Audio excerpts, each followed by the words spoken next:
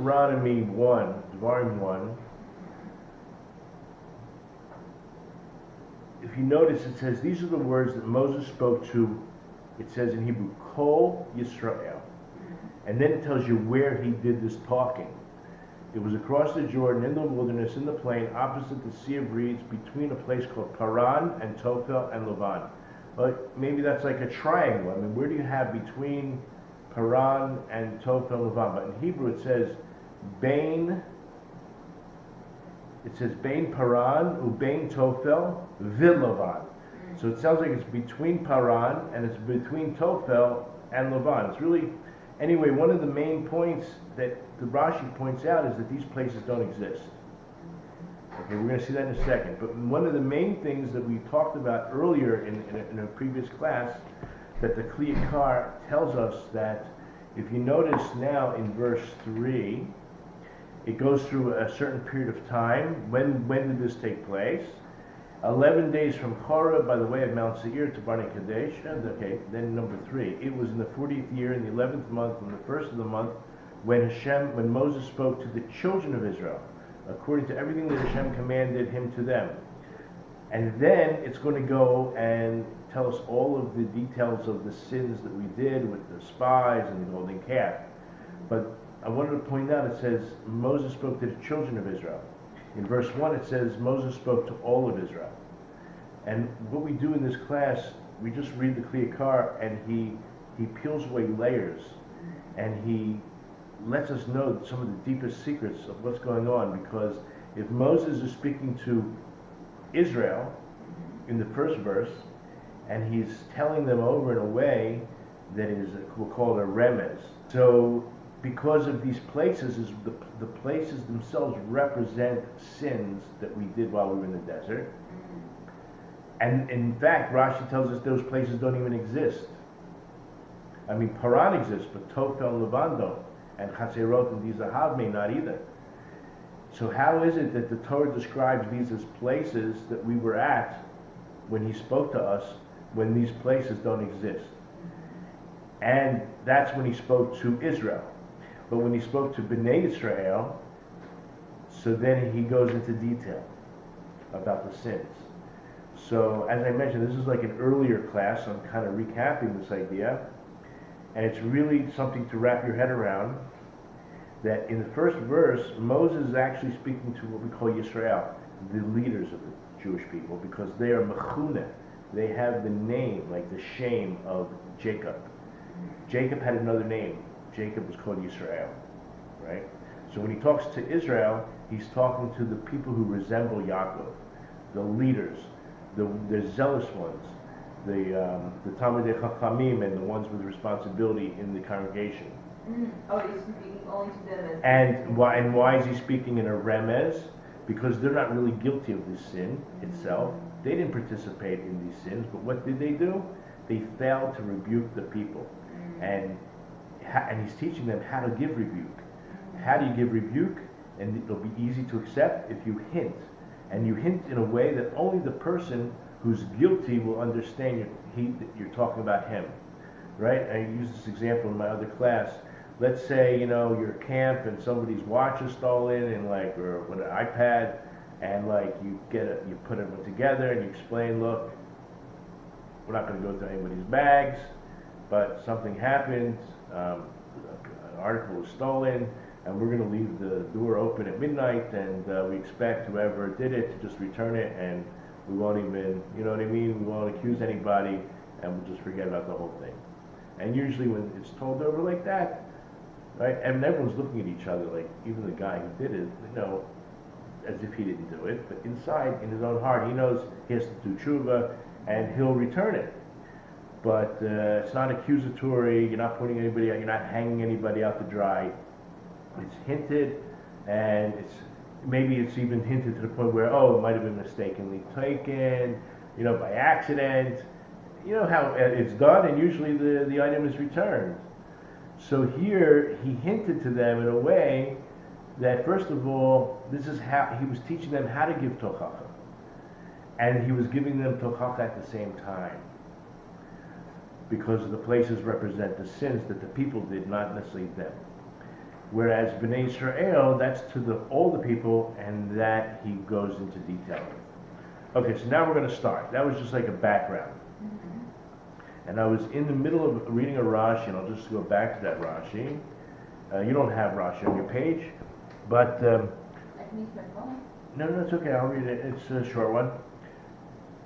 So, towards the end of verse 1, Rashi says, Bein Paran u Bein Tophel v'Laban. Between this place Paran and Tophel and Laban, Amar Rabbi Shimon Bar Yochai, said Rabbi Shimon Bar Yochai, Chazarnu al kol mikra. We've gone over the entire scripture, V'lo metzinu makom shemo Tophel v'Laban.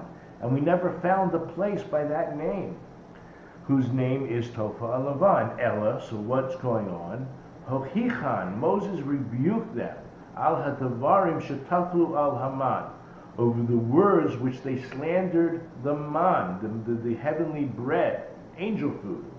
Shehu Laban, that food was white. That's why the word Laban appears. V'amru, remember we said in Numbers 25 verse 1, we said, Nafshenu kotza b'lechem haklokel. Our soul is at its limit with this insubstantial food. V'alma she'osu b'midbar Paran, and he rebuked them as well over what they did in the wilderness of Paran, al yidei hamaraglim, through the spies. Now I mention that because that's Rashi's pshat. The Kli Yakar disagrees with Rashi's understanding, and we're going to begin in the Hebrew on Taf Reish Pei Gimel. Bein Paran ubein Tophel. So the lashon bein ubein, right? Even in modern Hebrew, if you want to say between, you use this phrase, beini ubeini. Makom iti lahosif shenis yedi luparsho amal di beinu beini bein shivas from Tammuz the Tisha.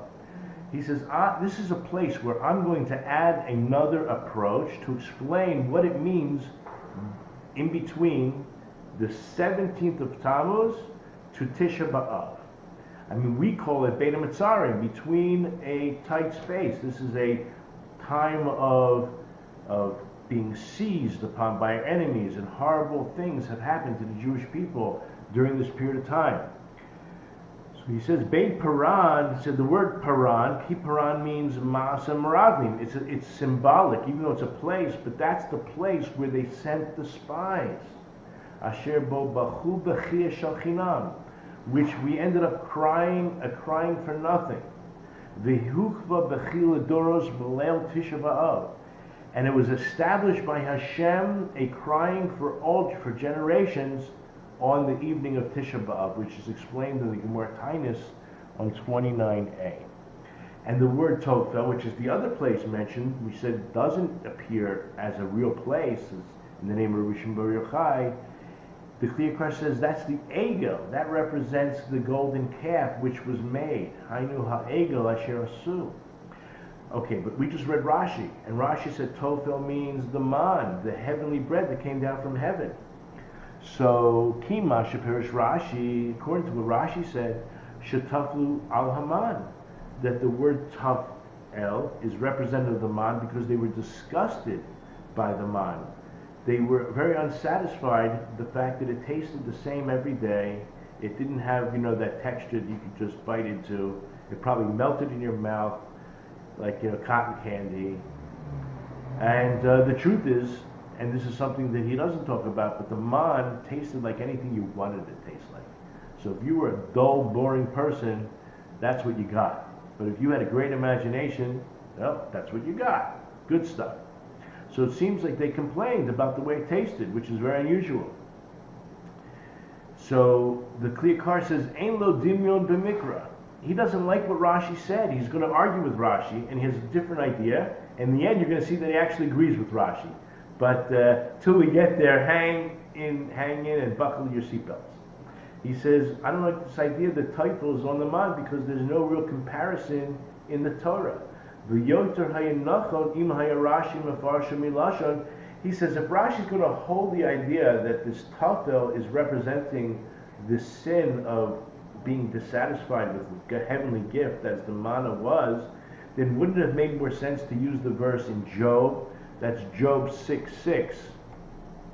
It says, Hayachel Tophel Mivli Melech, which Job says, can what is tasteless be eaten without salt? So the word Tophel represents something that's tasteless. So if you tell me tasteless is, if you're telling me that the man was what they argued, what they complained about, and Tophel represents that, then bring me that verse, and I would understand. And he goes and like slams dunk this idea, because he says, Kol davar she'ein bo tam, anything that doesn't have taste, nikra Tophel. It's considered to be secondary, just like when we make blessings on food. If you have, let's say, a piece of herring and a cracker, right, and you really want the herring, and it's really salty, you don't have to make a bracha on the cracker if you're only eating the cracker in order to absorb some of the salt of the herring. Or right? So something that is secondary, when I mentioned about meat and potatoes, right? If really it's on a stew and you're really only interested in the meat, you only make the bracha on the steak, on the meat. Okay, so there's Tophel secondary. Really, we understand it's tasteless, but let's just say it's not your main desire to eat. And he says, "V'zahaya maskim divrei Rashi." So everything that would have been great if Rashi would have said that, but Rashi didn't. So the Kli Yakar is going to start with using his brilliance to bring out a whole other idea, as he mentioned in the first sentence, that it's talking about the 17th of Tammuz because we're talking about the egel, the golden calf. And how do we come to that? He says, Aval lefi darkeinu karov l'shmoa. But according to our way of thinking, it really makes sense to say what I'm about to say. Shamasa ha'egel remez b'toto. That really it was the worshipping or the making and the worshipping of the golden calf that is hinted at through that word Tophel, which already says a place that doesn't exist. Why? Ki matzinu loshen zeh b'avodah zara b'kama makomos. We actually find the word Tophel in clear reference to idol worship in many places. In Jeremiah, for example, Jeremiah 23:13, it says, in the prophet of Samaria, I saw a repulsive thing. They prophesied in Baal. V'nevi'ayach chazulach shav b'Tophel. So you see the word Tophel is talking about the repulsive thing, and it's referring to idol worship. So you see that it fits in perfectly. And then, did I skip something? No, I did. V'nevi'ah shomron re'iti tifla. That's the verse I'm sorry. V'nevi'ah b'ba. So the word tifla here was referring to this repulsive idol worship. And then in Eicha is what? Lamentations? Eicha 2:14. We see another verse says, your peers prophesied to your delusions and folly.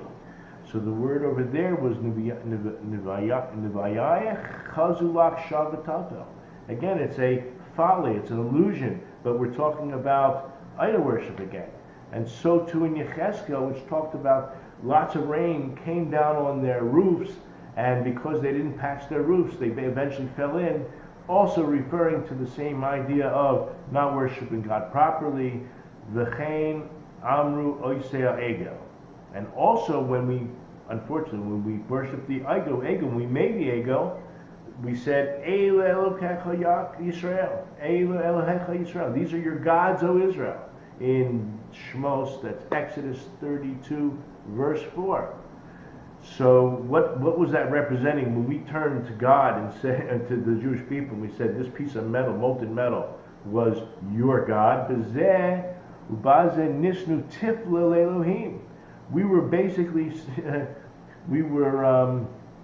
showing disgust towards our God. So this was a negative. V'zeh haya b'shiva es b'Tammuz. And when did all those things take place? When did the Egel take place? That was on the 17th of Tammuz.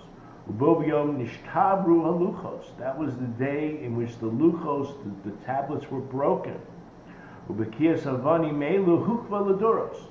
Just like we said by the bechia, by the crying on 9th of Av, was going to be established for generations, so too the breaking of the tablets on the 17th of Tammuz was also established as a hukva, as a breaking for generations. Ki b'shivas Tammuz hukba chomas YIBONEH.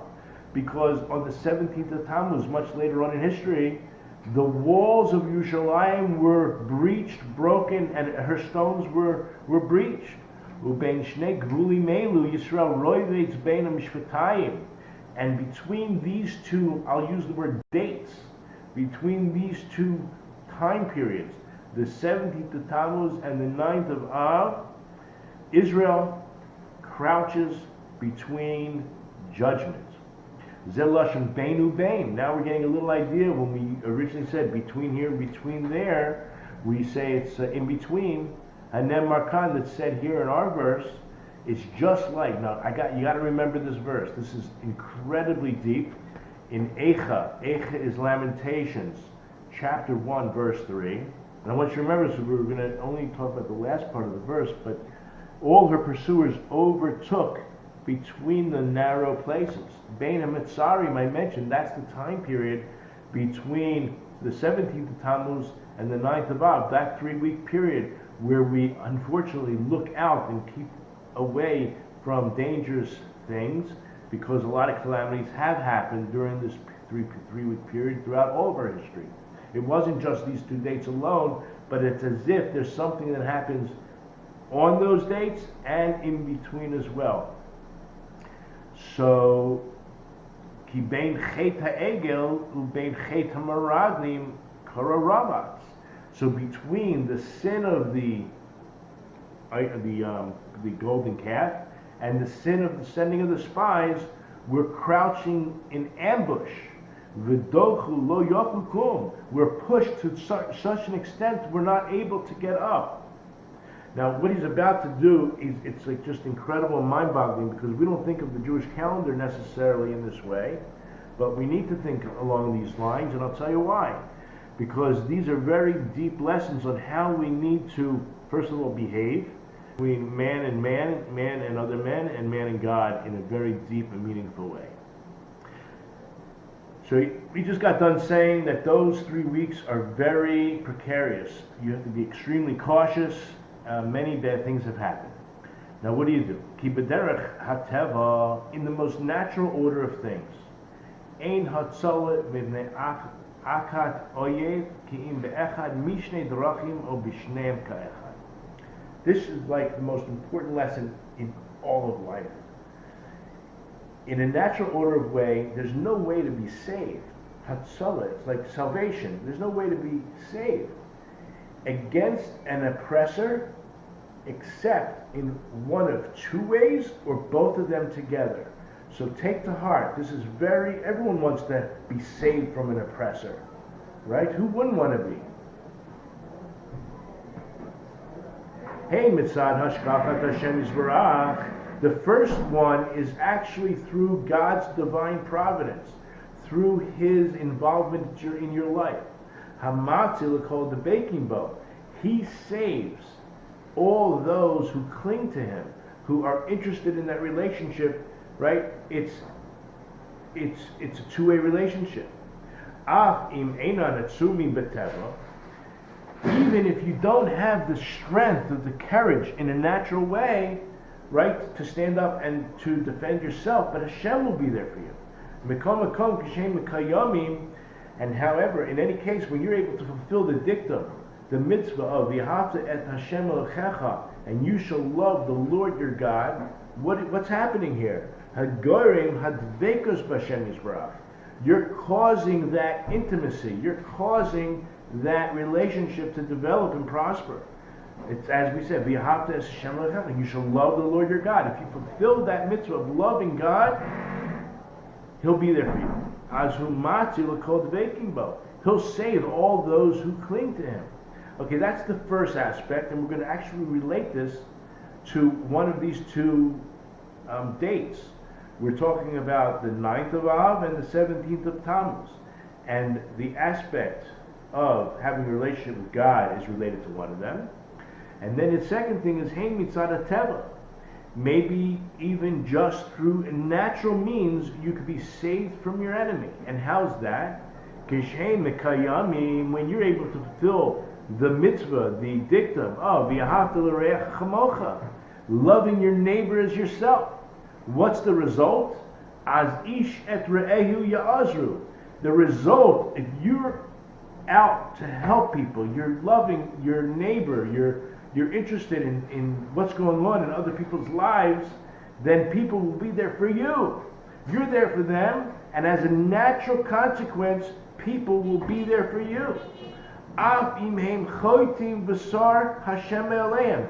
Even if you're a total atheist, even if you're a denier of God, even if you're a sinner and removed Hashem from you, mekom kom yesh lehem ketzat tikva b'derech hateva.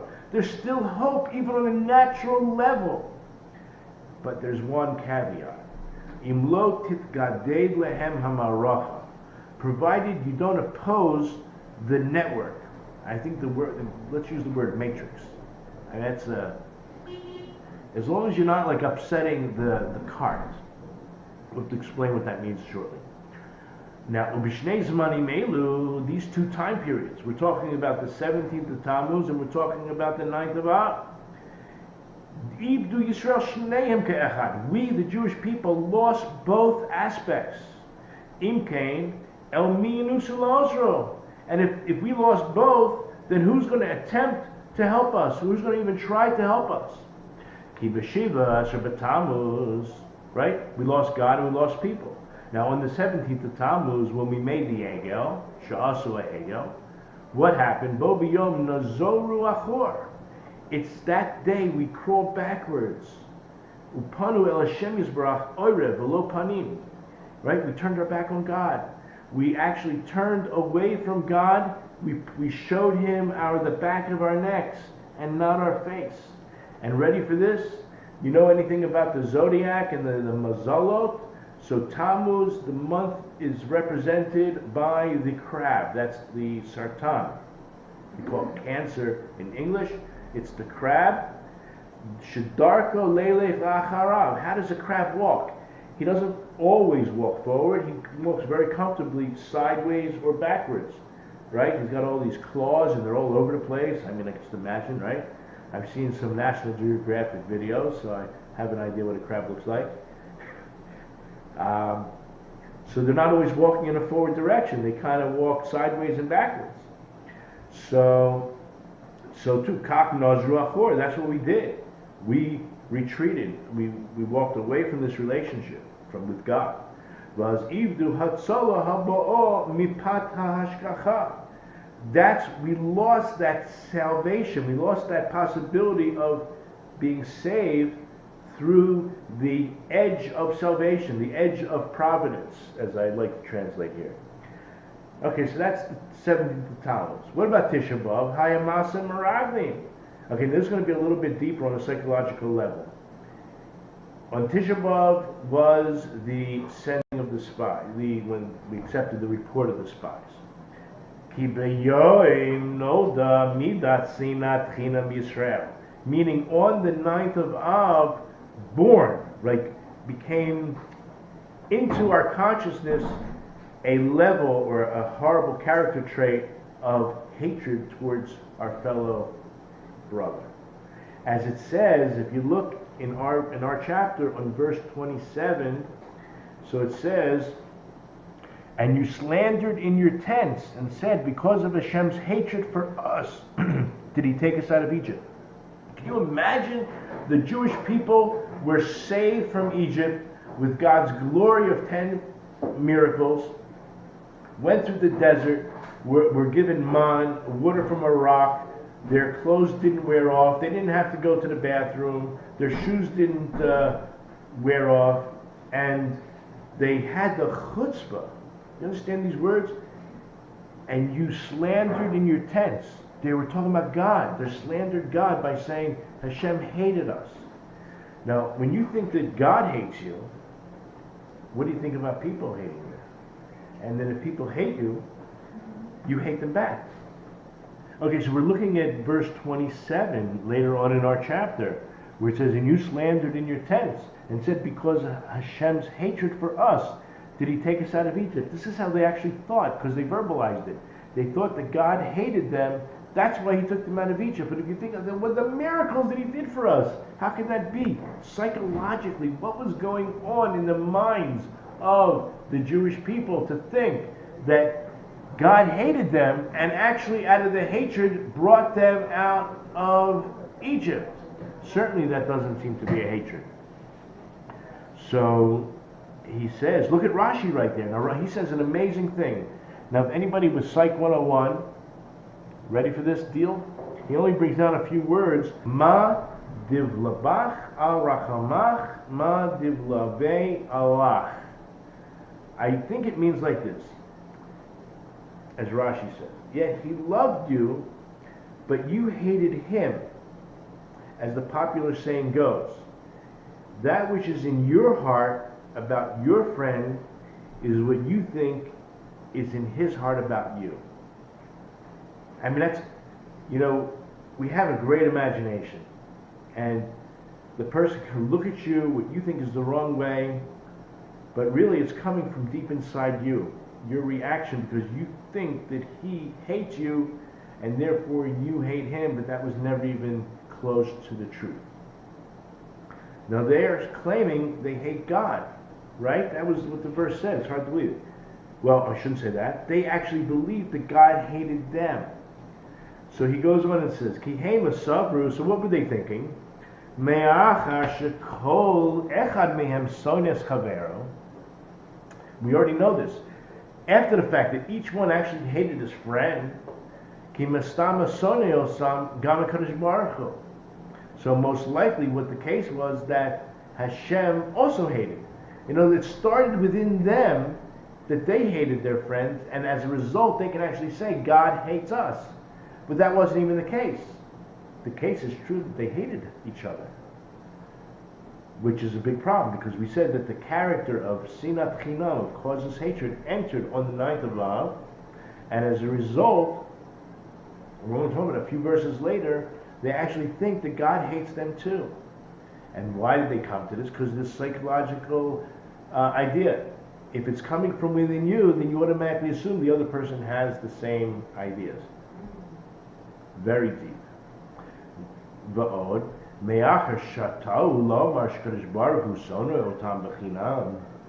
After the fact, they made this mistake by saying and thinking that God actually hates them for nothing.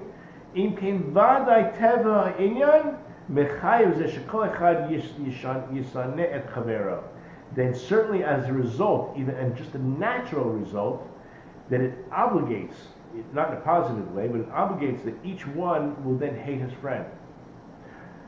V'tahar sarazu, and just the conceiving of this negativity, of this pain, v'teled midara zo, that it gave birth to this horrible trait, asher ha'ariva by rishon v'sheni, and as a result caused the destruction of both temples. Now, you should be saying to me, what do you mean both temples? The second temple we all know and talk about was because of Sinat Chinam. And the first temple was not because of Sinat Chinam at all. We say it's because of the breaking of the three cardinal sins, the ones that we are supposed to take very seriously and even die for if necessary, which is adultery, idolatry, and murder. So, what do you have here? A real mind-boggling idea. And what's he going to say? Amazing. He says, Kib'ai sarishon haya sinat chinam bein nesiyei Yisrael. You know what happened during the first temple? It was a hatred amongst the leaders. The leaders had a hatred. And we all know the story. Dovid and Shlomo pretty much had a unified Israel for most of their lives. But at the end, of Shlomo's reign, it already broke up. There were now two kingdoms. That's a great tragedy in itself. And we had good kings and bad kings, and they didn't get along. Okay, there was a lot of strife between the north and the south, between Israel and Yehuda.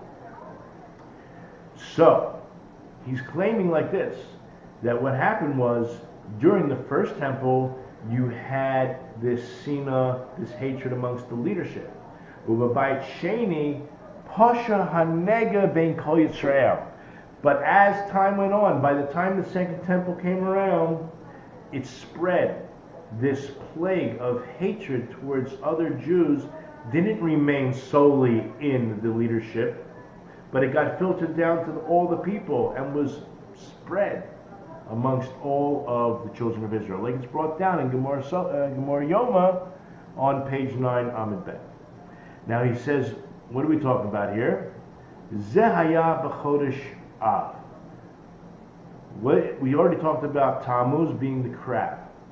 And the crab walks sideways with the side of his neck and the back of his neck. Here, now we're talking about the Chodesh Av, the month of Av. What's the mazel? What's the constellation symbol for Av? That's the lion, Aryeh, Leo. Shemazlo Aryeh. Ki kol echad dimyono ka'aryeh. Everybody right? Everybody is similar, like an Aryeh, like a lion. Yiksov litrov es chavero, whose desire is to devour his friend. That is deep. V'az ivdu gam hatzola hatevi'i, and then as a result of acting like this, lose that salvation, that saving grace, the natural one, which we said was between brothers, between one person and another. Ki imein ahava beinehem, because you don't have that love that could have existed between people. Ein echad soimek va'ozel chavero. Nobody can rely on anybody else, and therefore nobody's going to help anybody else. Mi yakum Yaakov. Who can possibly help or lift up Yaakov? Ki katan v'dalu. If you look in Amos, it's the prophet Amos, chapter 7, verse 2. It's really only the last part of the verse, but I'll read the whole thing. It was when it finished devouring the grass of the earth that I said, God, Lord, please forgive. How can Yaakov survive? For he is small and poor. Meaning when you're small and poor in mitzvahs and in love for each other, you don't imagine how Yaakov can possibly survive. So if we got our act together and loved each other, loved God, then we can purge ourselves of this horrible tragedy. Which means Hashem, we should see the building of the Beis HaMikdash this year. For sure, I'm going to be eating meat and drinking wine on Tisha B'Av, which falls out on Shabbos. Yeah, you will be.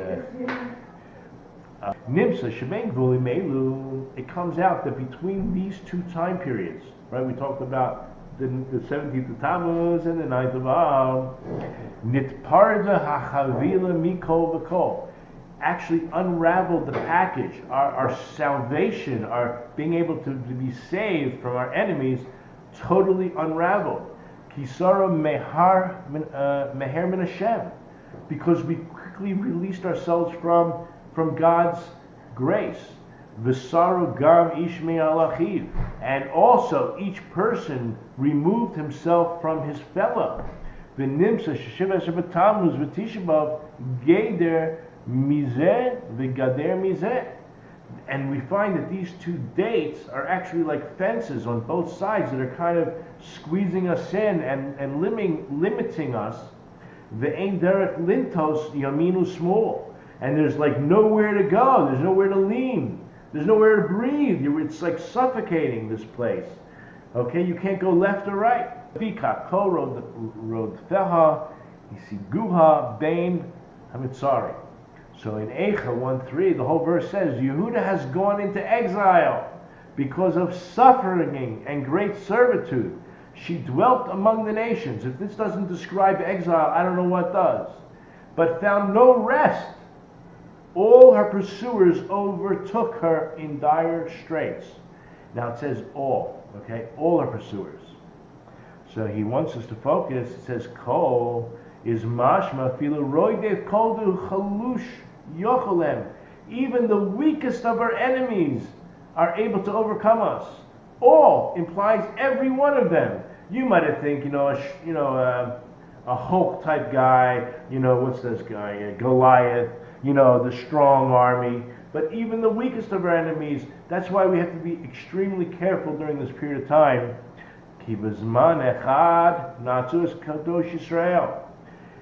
This period of time, we provoked. I actually like this word natsu. I think that's where like Nazi comes from.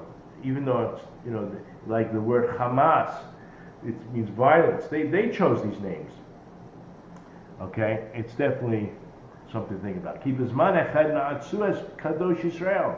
And it was all this period of time, in one shot, we provoked the Holy One of Israel. That's God Himself. Chilu kadosh Yisrael taloi bi'achdus ha'oma. Right? We desecrated that holiness of Israel. And what does that depend on? It depends on the unity of the nation. The holiness of God, the holiness of Israel, depends upon you and me and how we treat each other. Bizman sheni nizra echor min hashchina. And in the second time period, what did? We crawled away. We crawled backwards away from the divine presence. Ve'el mi yenusu la'azra. Who's going to help us? Who's going to run after the help? Who's going to be interested? Al ken amar Moshe b'tochacha zu. That's why Moses gave this rebuke. Ra'u ki atem oimdim bein shnei gvulim elu. He wanted us to see. He said, see, you guys are standing. When he says, bein paran or bein, what was the words? Bein paran or bein Tophel, Laban. He's telling us you're standing, right? Anytime you come to these 3 weeks, when you're coming and standing between these two concepts, how you treat Hashem and how you treat your fellow. Ra'u ki atem omdim bein shnei gevulim elu. You're standing between these, in the 3 week period, bein hamitzarim, what we call the bein hamitzarim, between the dire straits. Mitzad ma'aseh paran or ma'aseh Tophel, meaning from the aspect of the action that took place in Paran, which we know was the sending of the spies, u'ma'aseh Tophel, and the action that took place with the golden calf. In order to give them strength and encourage them to repent. Markain, that's why he said this. Ki'im lo yeshuvu, because if they don't repent, az ma'aseh shel Paran yikba lehem b'chil adoros. Then the ma'aseh of Paran, as we said, as a result, the action of the spies established for us a crying for generations. Because we were disgusted by this holy land. Can you imagine? See, if you look at the land and you as disgusting, right, and you're not interested, so what is the result?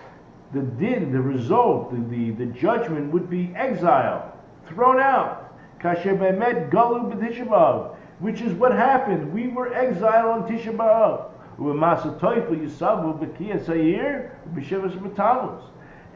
the action that took place at Tophel, which already said this place doesn't even exist. But we explained that was talking about the Egel, the golden calf. So that what did that cause? As a result, there was a breach of the walls of the city. And that happened on town, the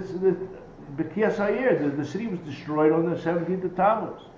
Beini, so what happened in between?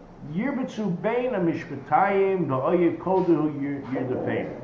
As a result, that 3 week time period in between is a really scary time, because that's when judgment comes down heavily, and even the weakest of our enemies have an opportunity to overcome us. According to this explanation, we can actually say now that he doesn't actually disagree with Rashi. That the word Laban, because it does say Tophel v'Lavan, so maybe that was what Rashi was talking about. Remez al shechalchu al Haman. That hints to the idea that they were disappointed. They did argue about the man, Shahay Lavan, right? The man that came from heaven was white. And Rashi says also, compares Rashi, Di-zahab. What does the Di-zahab represent? Remez lechet b'nei Gad v'Ruvain. What does zahab sound like? Gold. So enough gold, they weren't satisfied. You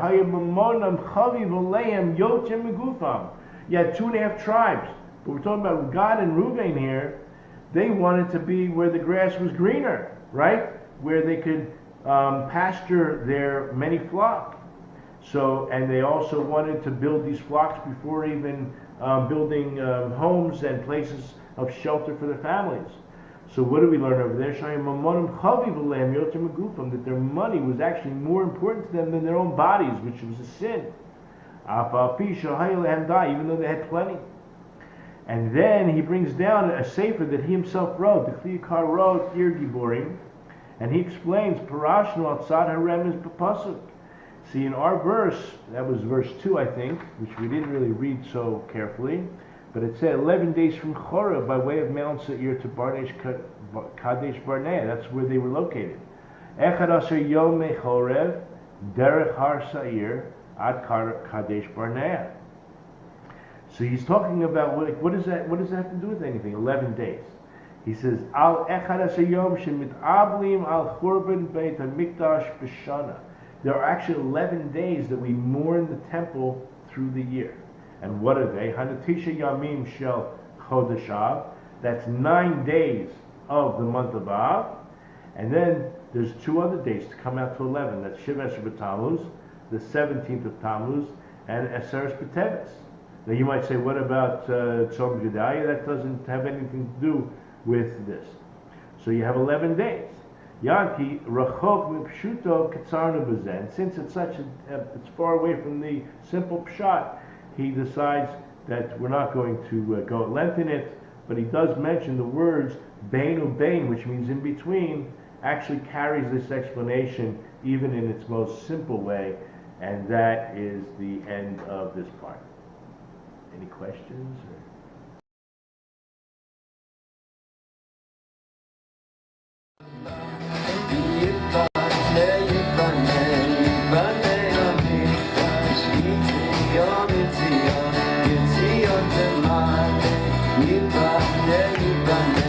Yibaneh hamikdash, Yitzion,